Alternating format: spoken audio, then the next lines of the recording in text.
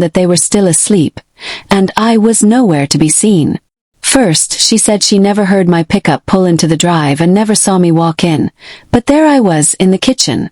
I would have had to have walked past her or come into the back door of the house, which can clearly be seen from the living room. Second, I was wearing exactly what I was really wearing at the time she saw me. And third, she said I was nowhere to be seen after she ran into my boys' room. There are no other ways into or out of the house other than the front and back door.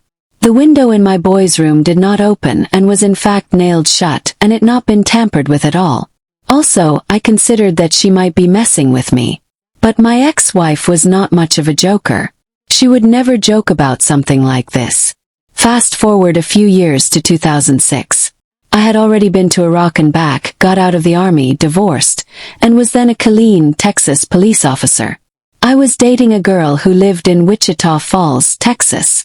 One night, I assisted an officer in what is called a felony takedown. In other words, this officer had stopped a car he knew had a wanted, violent felon in it. After the arrest, I got back into my patrol car to resume my patrol duties. As I was getting into my car, my phone started to ring. It was my girlfriend, who, by the way, is also now an ex. The first words out of her mouth were, "Where did you go?"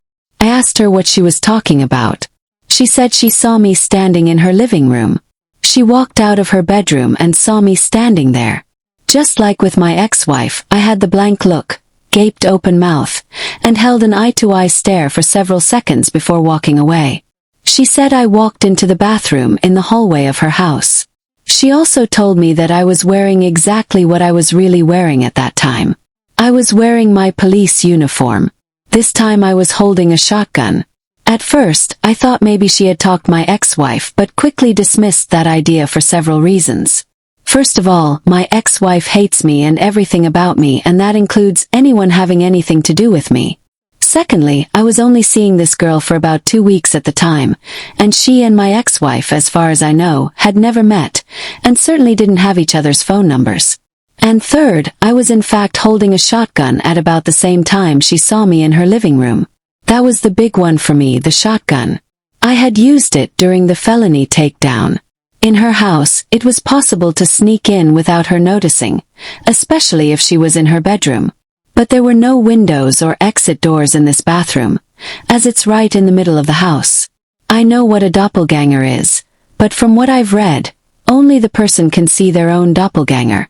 I have never heard of anyone seeing another person